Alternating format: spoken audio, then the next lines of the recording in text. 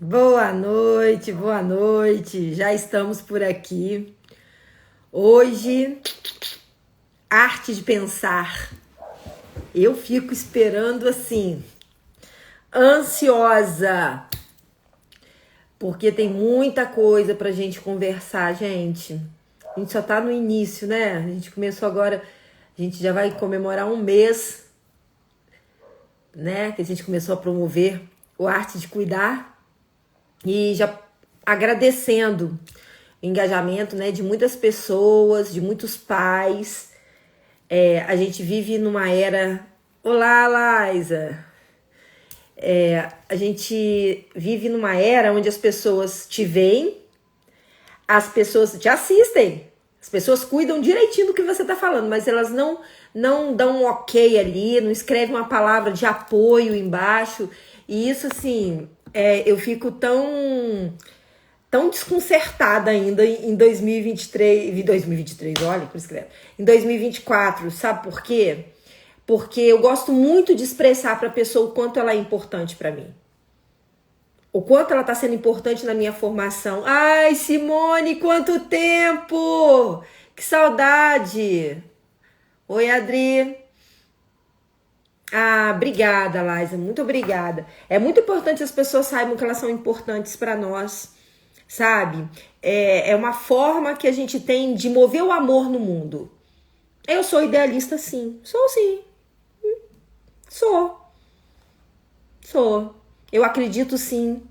Eu acredito que tem pessoas boas, eu acredito que tem profissionais sérios, eu acredito que as pessoas vão sim fazer o que tem que ser feito, né?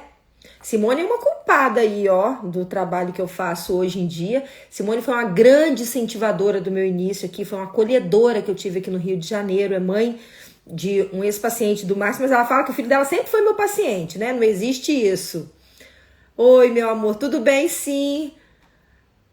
Ai, você, Matheus! Olha lá, ele com o telefone da mãe dele, é ele aí. Oi, meu amor, que saudade!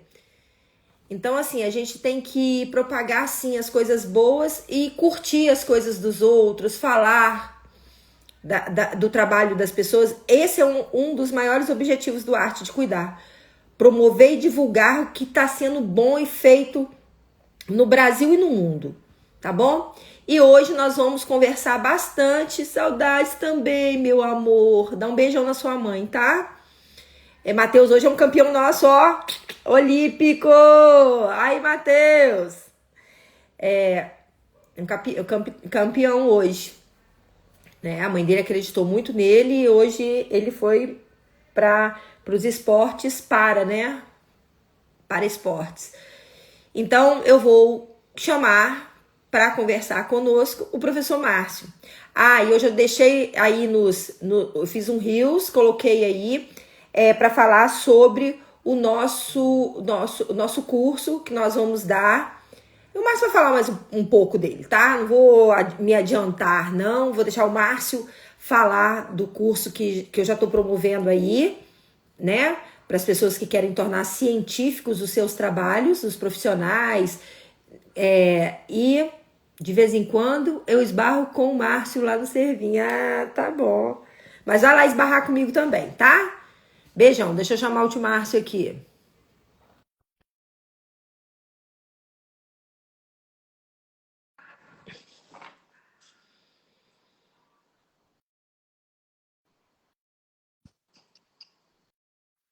A câmera tá pra frente de novo. E luta. Oi, Márcio. Boa noite. Ah, boa noite. Seja bem-vindo mais uma vez. Vou te explorar. Estou com bastante perguntas aqui na minha frente. Eu não estou te vendo. Você Não tá tá me me... vendo? Eu tô te vendo. Eu não vejo você, não. Ah, pois é, mas eu tô te vendo muito bem. Obrigado.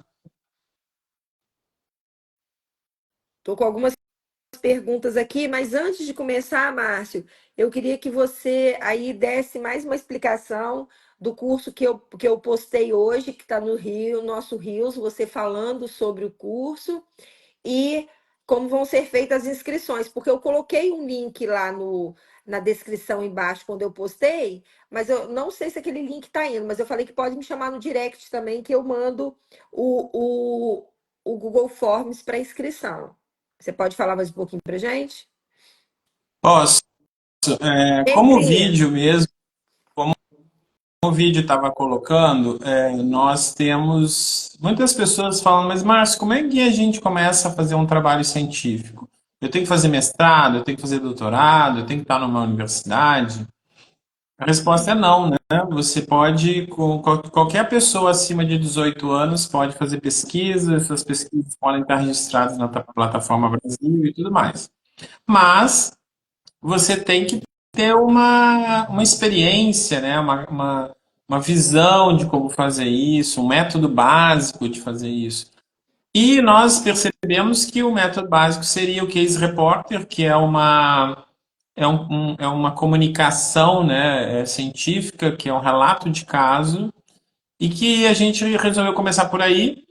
E nós vamos então fazer um curso gratuito para isso. As pessoas vão poder ter uma capacitação sobre isso, né? De como fazer esse relato de caso, como enxergar o seu trabalho como algo importante de ser divulgado cientificamente, né?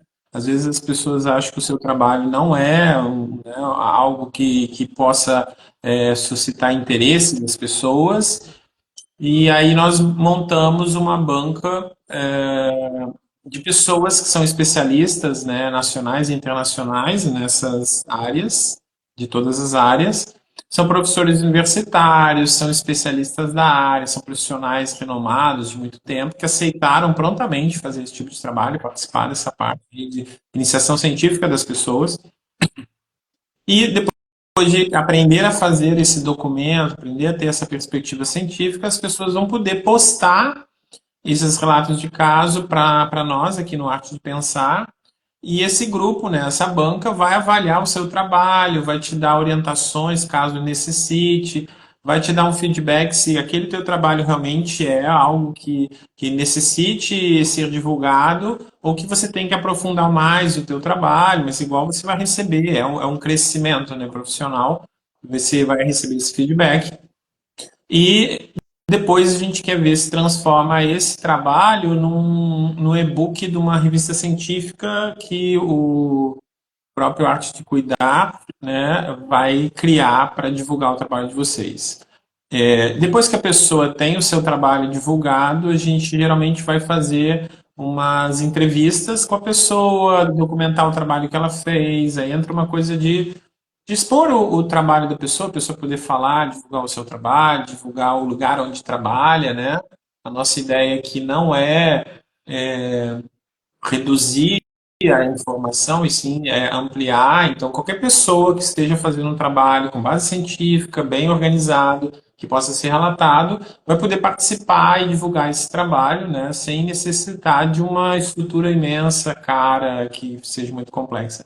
Então, a ideia dessa é o Case Report do Arte de Pensar, concurso gratuito. As inscrições vão poder ser feitas pelo link, ou se você manda um direct, a gente manda o link para você. E vão fazer as inscrições. O curso começa na segunda quinzena de agosto, então a gente tem aí um mês para inscrições. Vai ser um curso totalmente online, mas vai ter parte prática, vão ter aulas, né, com vídeos meus e tudo mais. E a gente dá o pontapé inicial para que todas as pessoas que quiserem dar um caráter científico ao seu trabalho poderem iniciar por aí, tá bom? E é Sim. isso, Kelly. Estou aberto. Eu acho, isso que o Márcio está falando, eu vi muita necessidade é, nos congressos que eu fui, no final do ano passado e nesse ano. Eu fiquei parada olhando coisas que eu faço há mais de 20 anos e eu não divulguei nada. Eu fiz alguns artigos, eu estive em várias revistas, mas foi para poder cumprir meu Lattes, por causa de mestrado, entendeu? E assim, eu fico assim, até constrangida quando a gente vê trabalhos que são tão punitivos para as crianças e a gente vem desenvolvendo, né, formas de atender, formas de ensinar, e a gente não publica. Então, ó, todo mundo aí arregaçar as mangas, parar com esse negócio, ai, não sei, não consigo, ai, tenho medo, ai, e vergonha de se mostrar. Para com vergonha de se mostrar. Se a gente está se oferecendo aqui para ajudar, é para ajudar mesmo. Vamos montar e-books, vamos montar as coisas, vamos colocar informação para frente, informação de qualidade, né? Aproveitar o Márcio, gente, tô te falando, eu aproveito dele, tô falando para vocês aproveitar também. Então, Márcio, a gente vem conversando, eu tenho feito assim uma sequência sempre buscando o que a gente conversou no vídeo anterior para trazer agora. Então, a gente conversou sobre filosofia, sobre teoria, sobre ciência e sobre método. Então, agora eu quero que você, como é que isso, quem são isso, quem são esses métodos, filosofias, modelos e quando você der, assim, eu quero bem sucinto, tá, Márcio? Porque senão derrubam a gente aqui, a gente tem pouco tempo. Bem sucinto, e você fala para mim quem é que se conversa e por quê. Bem sucinto, isso tudo. Trabalho que Piadista, piadista. sempre me dá essas tarefas impossíveis, né, em pouco tempo assim. Mas, bom, vamos começar com um princípio simples. Para você fazer terapia, para você fazer um desenvolvimento terapêutico de alguém, você vai ter que partir primeiro de uma concepção do funcionamento psicológico humano. Como é que uma pessoa funciona? Né? Você tem os modelos biomédicos, que vêm ao longo de mais de 100 anos, definindo que você tem um processo, né, de causa e consequência. Então, a pessoa teve uma condição, essa condição evoluiu para uma condição de enfermidade, de patologia. Algumas patologias se tornam crônicas, não mudam, né? Ou podem se asseverar, mas elas não vão mudar. Outras patologias levam a óbito, que é a morte, né? Então, a medicina, a área da saúde, lidou com muito tempo isso. O autismo, que é uma coisa que a gente tem falado muito aqui, ele é esse caso crônico que pode se asseverar, né? Ele pode piorar a sua intensidade, o quadro do paciente pode ficar pior ao longo do tempo se não houver um tratamento.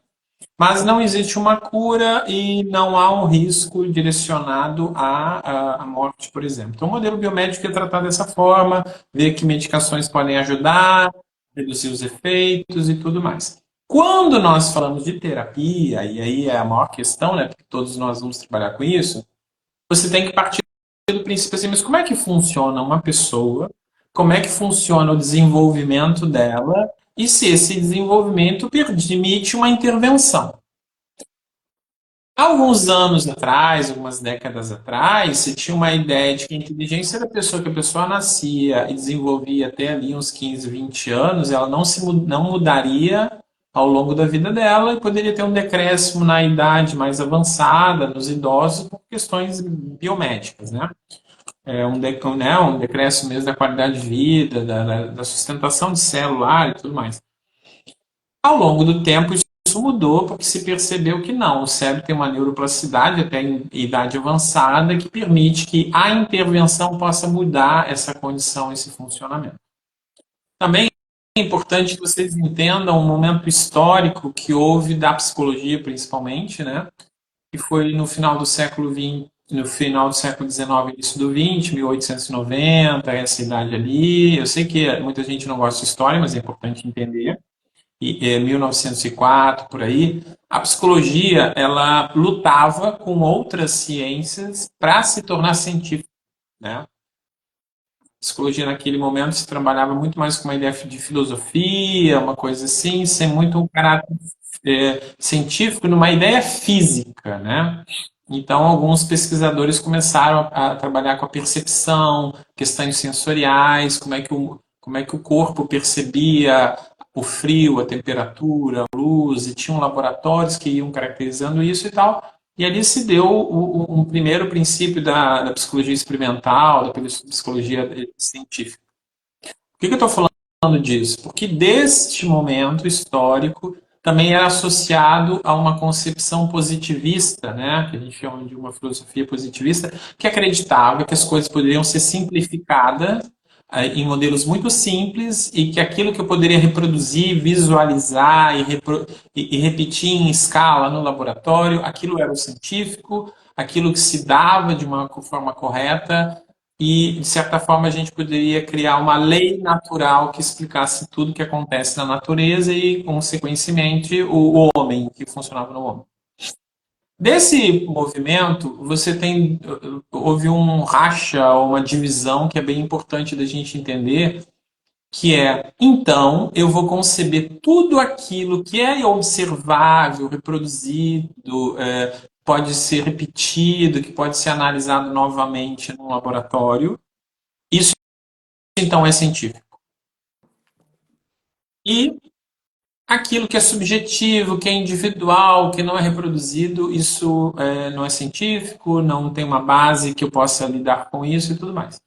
Então, na psicologia e outras áreas, houve um racha no sentido de que o observável pegou a base do comportamentalismo, da análise, né, fisiológica até, que o Pavlov, que é o grande autor dessa questão, pegou na observação dos animais, principalmente cães, das necessidades básicas dele, da reação que ele tinha por receber estímulos positivos, que eram premiações, afagos, comidas, e o que eles chamavam de uma reação aversiva, no sentido que se eles errassem a luzinha que eles tinham que apertar corretamente, eles tomavam um choque. Né? Teve até uma experiência com macacos, por exemplo, trabalhar a socialização. Os macacos, quando eles tocavam em uma determinada coisa, eles tomavam um choque, e aí aquilo se tornou conhecimento daquele grupo. Então todo o grupo mexia mais naquele item porque dava choque em todo mundo. Quando chegou um novo animal que não conhecia isso, ele instintivamente foi lá e tentou tocar naquilo que ele achava e acabou dando choque no grupo todo. E o grupo de macacos acabou batendo nesse macaco novo para que ele não fizesse aquilo. E aí o macaco acabou tendo uma atitude grupal, ele acabou assumindo o comportamento do grupo porque ele começou a ter aversão àquele estímulo que ele estava buscando, porque ele era agredido e ele não queria ficar sendo agredido, como também os macacos não queriam tomar choque. Isso virou, né, um experimento que se ensinava na psicologia, se ensinava na medicina e tudo mais, para entender como a manipulação comportamental poderia direcionar um comportamento benéfico ou um comportamento não aceito, não aceitável socialmente. E isso tudo era baseado no estímulo e na resposta que você oferecer para alguém, seja ele um rato, seja ele uma pessoa. Então, essa corrente foi sendo estruturada e vem até hoje crescendo e foi a base do que hoje a gente chama de ABA e outras linhas da ciência comportamental. Tem um outro caminho que disse não, a gente pode ser além dessa matemática, a gente pode ser científico mesmo que não tenha trabalhado com essa coisa muito simplificada, e aí a gente chama de uma linha subjetiva psicodinâmica, ou seja, a gente entende que as questões cognitivas, emocionais, da mente, né, se falou uma ideia de uma teoria da mente, e aí você tem caminhos como a psicanálise, você tem teoria cognitivo-comportamental, você tem o sócio-histórico, você tem a linha cognitiva, você tem o construtivismo, que entendem que as pessoas têm um self, né? Isso apareceu muito no Divertidamente, o último filme aí da Disney, da Pixar, né? No sentido de que a pessoa, ao longo do tempo, através das suas emoções, através das suas experiências, ela constrói um self de si mesma, ou seja, o significado de si, como eu me entendo, como eu me compreendo, como é que eu sou aceito, como é que as minhas experiências acabam me definindo como pessoa, se eu sou uma pessoa legal ou não sou. Essa noção de self, essa noção de interno eu, dessas questões todas, o capitalismo descartava e não dava muita importância nesse sentido, porque ele não conseguia comprovar isso, né, nas técnicas que ele tinha na época. Isso acabou gerando coisas que até hoje a gente conflita, que é as experiências de eletrochoque com pessoas com autismo e experiências também com teorias de conversão para pessoas que tinham, na época, chamavam de desvios sexuais, ou de orientação sexual, que eram as pessoas que hoje nós conhecemos como gay ou não binária, e que nessa época eles eram trabalhados com punições, com coisas assim, para que ele não tivesse aquele comportamento que era desviante, que não era aceito socialmente. Então, vocês veem que vem uma raiz aí de determinar o que é aceitável ou não aceitável para o sujeito, sem perguntar a opinião desse sujeito. Sem perguntar se ele quer ser daquela forma que você acha que é melhor para ele. Então, começa daí a diferença entre alguém que concebe que existe uma individualidade, existe um self, existe uma personalidade, existe uma mente interna que constitui você como ser humano, e uma outra que não leva isso em conta, porque o científico diz para ele que o que importa é o estímulo que eu dou e como esse sujeito me responde dentro de uma conformação social, onde a sociedade determina como ele deve ser ou não. Tá? Então, a Kelly me perguntou o que converge, o que diverge, o que não cabe na mesma caixinha. A gente tem que começar a pensar daí. Eu, como pai, eu, como terapeuta, acredito que as pessoas têm individualidade, que elas mereçam ter um self, quer dizer, uma percepção de si mesmo, que elas devem se autodeterminar ou eu devo determinar pelos costumes, pelas tradições, como ele deve ser. Mesmo um pai de uma pessoa que precise, que seja altamente dependente desse pai, ele pode definir a priori como ele deve ser. Houve movimentos, por exemplo, de esterilização de pessoas com autismo ou deficiência mental para que não tivessem filhos, por exemplo. Ou seja, determinava numa época, às vezes, uma menina de 15, 20 anos, ela era esterilizada, faziam laqueadura nessas jovens, predispondo já que ela nunca mudaria, ela nunca teria capacidade de ter um filho, de ter um relacionamento, de ter um casamento. Hoje a gente percebe que não é assim, que as mudanças, né, cognitivas permitem que essas pessoas exerçam e vivam plenamente as suas vidas. Então, quando a gente tem que pensar em o que nos afasta, por que um grupo tem uma evidência científica maior que a outra, lembrando que no início dos trabalhos a questão da ética com pesquisa com humanos não é como é hoje, então houve muito processo com eletrochoque, houve muito processo de conversão de pessoas, isso ainda está na raiz do problema. Se você concebe que uma linha de trabalho, uma ciência diga qual é o comportamento correto e qual é o incorreto, e se você entende que isso é correto, então essa linha é uma linha adequada a você, terapeuta, a você, pai, e por aí vai. Você, escola também. Agora, se você acredita que as pessoas têm uma mente e que elas têm uma individualidade, elas têm uma personalidade, elas têm o direito de exercer como elas são, como elas querem ser, então aí você já tem um possível ponto inicial para tomar a decisão. Mas, Então, essa é a primeira. Eu acho que é importante a gente antes, perceber. Fala, você, antes de você continuar, né? Vou fazer um hiato agora. Muito é necessário que os pais comecem já a estudar.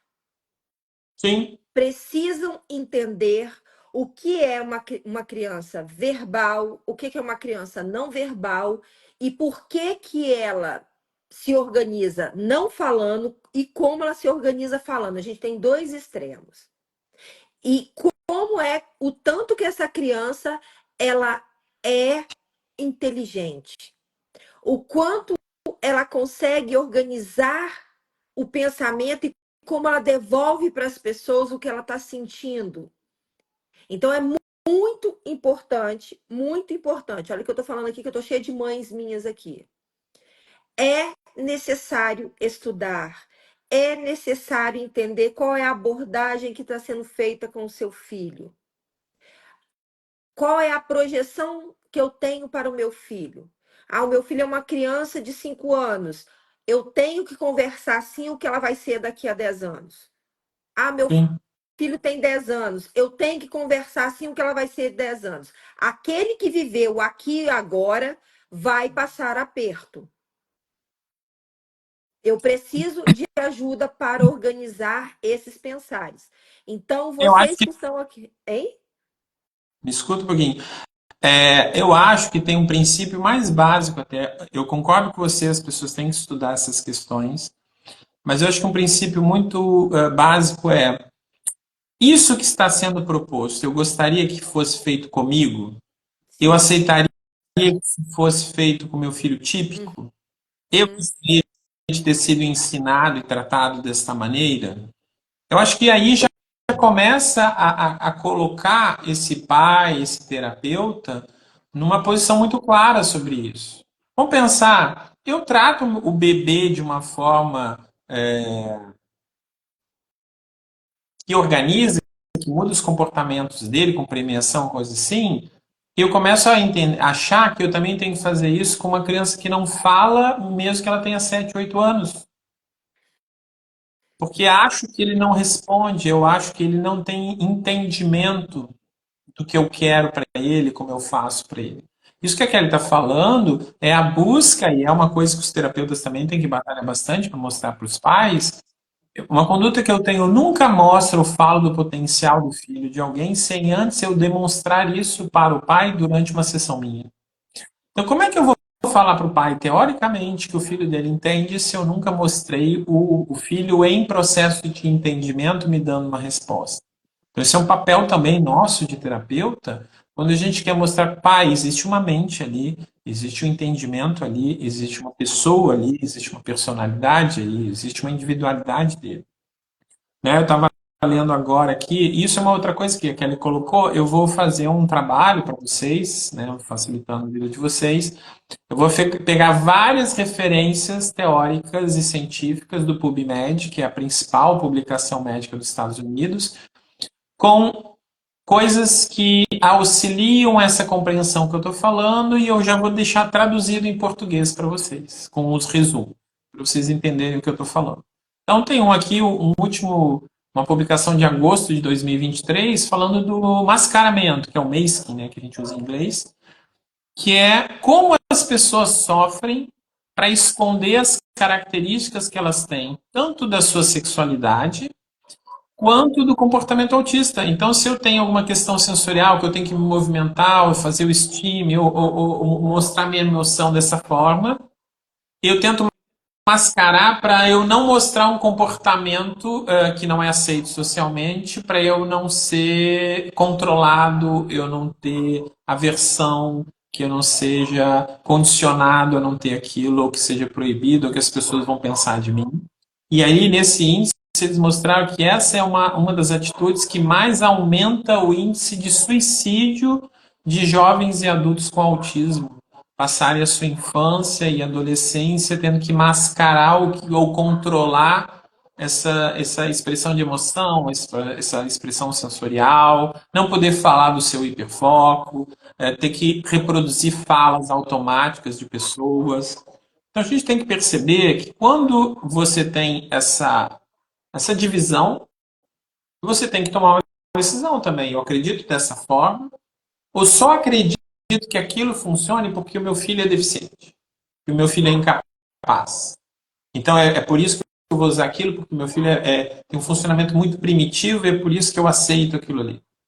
Ou é porque eu não tenho conhecimento e de outras formas de trabalhar, ou porque me disseram que outras formas não têm base científica, e que isso já caiu por terra, né, de tudo que eu já venho falando para vocês. O, o, C, o Centro de Controle, o CDC americano já colocou que não é assim, a Associação Americana já colocou que não é assim, que existem outras abordagens, outros trabalhos e tudo mais. Então, eu acho que essas questões a gente tem que deixar claro, né? E aí vamos lá. Eu estou numa clínica e eu trabalho nessa clínica, eu tenho alguma coordenação e direção. Como que eu misturo tudo isso? Uma linha de trabalho, uma ciência que diz, ó, não existe mente, existe comportamento, e o que importa é o estímulo que eu dou e a resposta que a pessoa me dá, e eu tenho que definir, sim, quais são os comportamentos que eu aceito, que eu quero decidir. A participação daquela pessoa na tomada de decisão não é muito clara, não é necessário no protocolo. E uma outra visão, não, eu estou aqui esperando que essas pessoas tenham uma conduta ativa, e se ela não sabe ser ativa, eu vou ensinar ela a ser ativa, eu vou ensinar ela a ter autonomia, eu vou ensinar ela a crescer, se desenvolver ao longo da vida, para que ela possa expressar a sua individualidade, eu respeito e incentivo que ela tenha essa individualidade, que ela tome decisão, que ela seja protagonista do próprio tratamento. Então, essas duas linhas, elas não vão conseguir coexistir. Se num lado eu determino tudo através de protocolos muito rigorosos de como é que tem que ser marcado, padrão ouro e tal, mas eu não tenho um indivíduo que diga para a pessoa que está me avaliando, que está me condicionando, diga, eu não quero isso. Eu não quero olhar para você. Então não precisa você botar a mão no meu rosto 9 vezes por dia para que eu olhe para você. Existe um interesse que eu não tenho de olhar. Então a gente tem que começar a perceber como isso se dá. Também eu não vou ficar fazendo uma atividade lúdica, sem funcionalidade, sem pensar nisso que a Kelly falou. Peraí, como é que é a trajetória dessa pessoa ao longo dos anos? Onde ela quer chegar? Onde eu posso mostrar potenciais para essa família e para essa pessoa, onde ela pode chegar? Então, essas duas coisas têm que se equilibrar também. Nem eu posso fazer tudo pela pessoa, eu decido tudo, eu treino a pessoa, eu faço, como também eu não posso ter algo que não vá para lugar nenhum, que não tenha direção. Então, você pode ser científico, você pode ter uma visão clara da realidade, de para onde essas coisas vão, em que mundo nós vivemos e como essa pessoa pode ser feliz plenamente na sua vida, sem eu precisar escolher uma abordagem que só acredito no que ele observa, não acredito que ele pode matematicamente demonstrar. Até porque, se vocês forem ver, hoje tantas pessoas têm ansiedade, síndrome de pânico e muitas outras coisas, e você pergunta para essa pessoa, por que você está ansiosa? Não sei te dizer. Por que você está com síndrome de pânico? Você está com medo de quê? É a primeira pergunta que você fala para a pessoa não sabe te dizer. Sei lá. Eu tenho essa sensação. Se não houvesse uma mente, se não houvesse um funcionamento interno dessas pessoas, isso, né, não era para estar existindo, não era para estar acontecendo. Então, acho que é importante a gente ter essa percepção, né, de que quando você for decidir o que você coloca na sua clínica, ou a tua capacitação, não faça formações só para você estar apto a assumir um tratamento de um plano de saúde, de coisas assim. Né? Você tem que construir uma coisa que tem a ver com a tua filosofia de vida, de como é que você enxerga o mundo. Ah, eu não faria isso com o meu filho, mas eu posso fazer com o meu paciente? Eu não faria isso comigo. Eu não gostaria que aquilo fosse feito comigo, mas eu faço com o meu paciente, eu faço com a família. Ah, é normal chorar, vai passar, mãe. Então, essas coisas que eu acho que são cruciais. Claro que eu estou falando aqui, né, no tempo que eu tenho, eu estou preparando um documento, né, um e-book para vocês sobre isso que a gente está conversando, né, a gente vai postar depois para vocês terem essa minha fala baseada em coisas publicadas, artigos científicos publicados na PubMed, autocrítica até da linha comportamental, que fala dessas questões, que houve sim o eletrochoque e que atualmente eles não recomendam mais.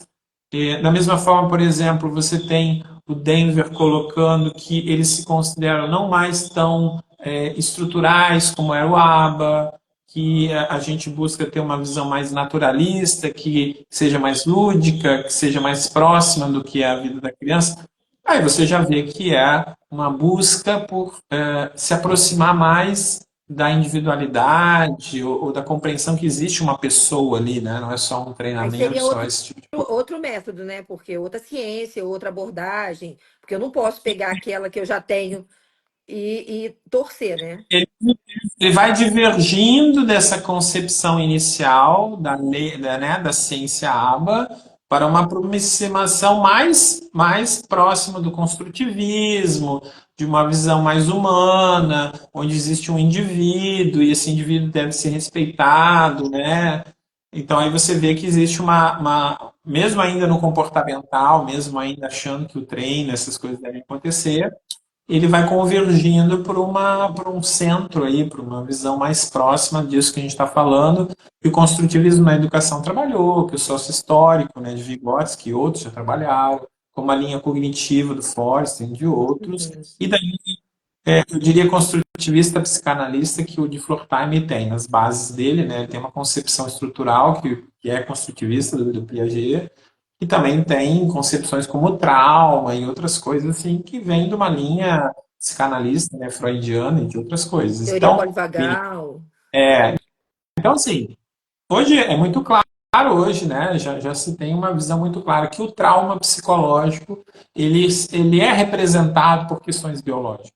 Então, quando você traumatiza alguém com a aversão a algum acontecimento, como eu retirar algo que você gosta muito e ficar controlando o acesso da pessoa àquilo, e essas experiências negativas ao longo do tempo vão traumatizar sim e geram danos biológicos na pessoa, essa matriz psicológica que a pessoa Eu, tem. sinceramente, eu sou especialista, eu tive que fazer especialização, porque a gente só pode falar de alguma coisa quando você faz a especialização, você tem que estudar sobre aquilo. E eu achei que eu iria suportar, entendeu? Então foram 2 longos anos para me especializar, né, em comportamentalismo. Eu sofri bastante para me formar, mas eu sou daquelas que começa o negócio, eu vou até o final. Aqui em casa sou até meio que chacota de todo mundo por causa disso. Se um filme é ruim, eu vou até o final. Se o livro é ruim, eu vou até o final. Se o curso é ruim, eu vou até o final para saber até onde que o troço vai. Entendeu? Então, eu não consigo entender o porquê que eu tenho que tornar a vida do outro ruim. Eu não consigo entender isso. Por que que eu vou tirar um objeto que essa criança tem como um apoio? Por que que eu vou arrancar as coisas dela? Por que que eu vou trocar as coisas com ela? Por que que eu vou oferecer? Eu não consigo, eu não concebo isso, não consigo conceber. Então, eu gostaria que os pais se aplicassem a estudar seus filhos. Não compare o seu filho com o do outro, não compare a abordagem que está sendo, né, o plano individual do seu filho com o plano individual do outro. Cada um é cada um. Cada um é cada um. E saibam, eu não estou participando, então eu não estou fazendo a minha parte. Nós somos um tripé. Nós temos a família, nós temos a terapia, nós temos a escola. Nós somos um tripé. Então, para carregar uma mesa, eu aprendi isso no método Forest. Ela é mais fácil você pegar ela na brutalidade e carregá-la sozinha, ou cada um segurar numa perninha e carregar a sua parte e falar assim: estou fazendo sim.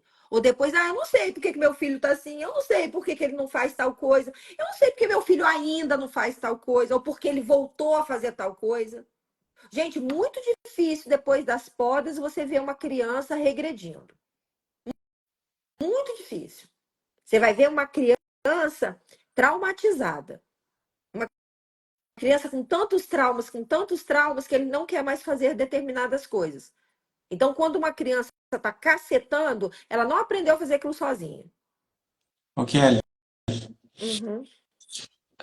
só que olha bem, a tua fala para fazer sentido dentro do que a gente está discutindo, a pessoa tem que acreditar que o filho dela tem uma individualidade, e ela tem uma mente que pode ser traumatizada, que ela tem uma personalidade.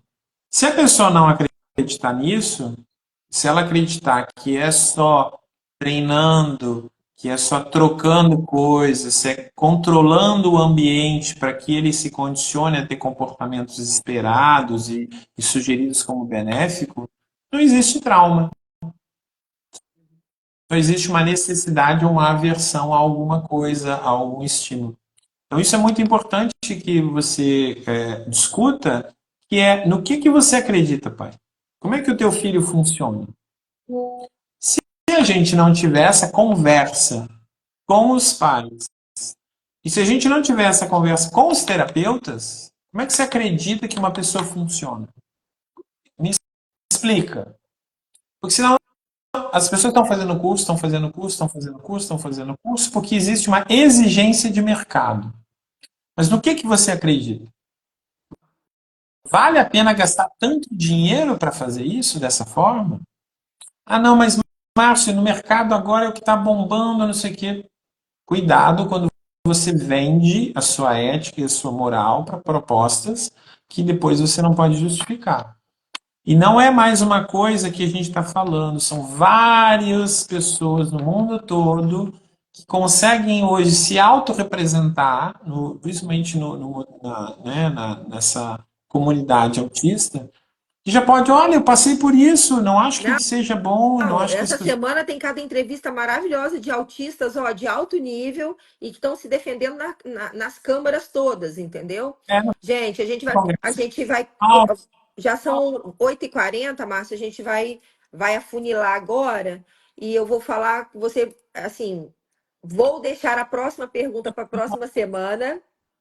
Quem é que vai se conversar? E aí você vai desbundar, vai ser uns 40 minutos você falando disso e falar com vocês o seguinte: estou no CIAB!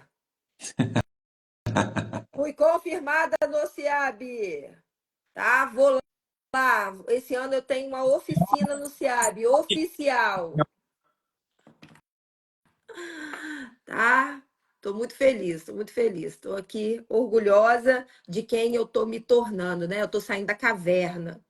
Fiquei muito tempo dentro da caverna, né, gente? Escondendo o que eu é muito. fazia, o que eu faço, os meus projetos. Meu nada, não tem nada que é meu. O meu, eu brinco com as pessoas, porque as pessoas, eu chamo as pessoas para fazer junto comigo, e as pessoas vão, ninguém vai dar ideia, não. Eu sou a pessoa, como diz aí alguns superiores meus, dá a mãozinha e vai, quer que todo mundo vai para o céu. Quero mesmo. Quero mesmo. Quero que todo mundo fique bom naquilo que faz, o que eu puder compartilhar do que eu faço que dá certo. Eu quero ensinar sim, eu quero dispor sim, né? Por isso que a gente está montando alguns cursos aí com preços acessíveis, que sejam pequenininhos, palatáveis, que todo mundo possa fazer vários, né? Vamos diluir, não vamos fazer uma coisa densa, vamos fazer coisas bem pequenininhas. E agradecer vocês por mais uma quinta-feira com a gente. Vamos abusar mais do Márcio semana que vem. Então, o Márcio hoje falou dos que divergem. Agora eu quero falar dos que convergem. Quem que a gente pode colocar na mesma cumbuca? Quem que a gente vai chamar para perto? Eu chamo para perto. Eu tenho o método Forreston como o meu guarda-chuva. Eu tenho o DIR como meu organizador e as minhas estratégias. E eu tenho Régio Emília como as minhas atividades. Então, eu deu para estudar um pouquinho para poder conseguir fazer isso. E se você quer aprender a fazer isso, fique aqui com a gente toda semana. Amanhã é dia de brincar. Eu e Helena vamos trazer uma brincadeira bem legal e eu vou mostrar para vocês como é que segue a liderança de uma criança. Não é fazer o que ela quer, é seguir a liderança dela. É os gates de entrada, o que, que ela quer fazer. Márcio, mais uma vez, muito obrigado. Vou te Ninguém pedir. vai perguntar nada, a senhora Pois jamais. ninguém vai perguntar nada para o Márcio, mesmo porque a gente vai cair, né? Se a gente demorar muito. É isso, ficaria respondendo a tiros aí, não tem problema, mas a Né? gente lá. Alguém quiser saber de alguma coisa do Márcio? E mesmo porque as pessoas, eu vi um movimento aqui, né? As pessoas não dão conta de acompanhar no horário que ele é proposto e depois vão assistindo. E avisando que a partir do mês que vem a gente vai estar totalmente migrado para o YouTube. Então já nos procure no YouTube. Ai, arrastando a cara na Medina mais uma vez. Ai, curta, dê joinha, aperta o like, coloca o negócio para avisar, aquele negócio tudo que blogueiro fala, tá, gente?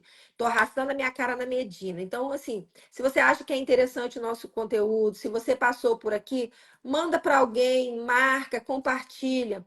A outra coisa, coloquei na minha página o curso de Affect, né, e High Affect do nosso querido Alan. Já postei também um Reels para vocês, ok? E semana que vem, na segunda-feira, eu venho com duas fonoaudiólogas. Não percam segunda-feira no, no nosso quadro de Artista do Cuidado. Márcio, muito obrigada mais uma vez.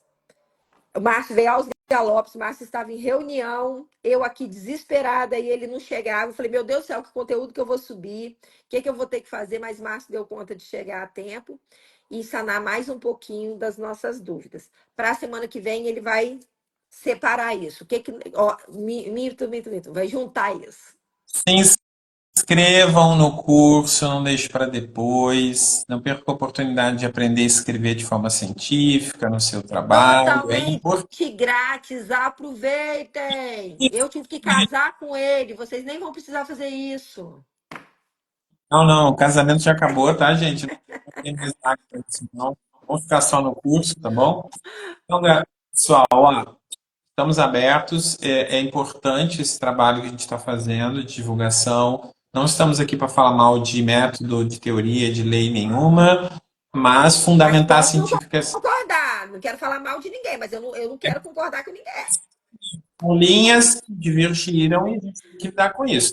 E até a semana que vem a gente vai botar os links aqui dos textos traduzidos para português e tudo mais, para vocês terem fundamento para entender mais isso que a gente está falando, tá bom, pessoal? Ó, Obrigado. obrigada, paz e bem, gente. Boa noite.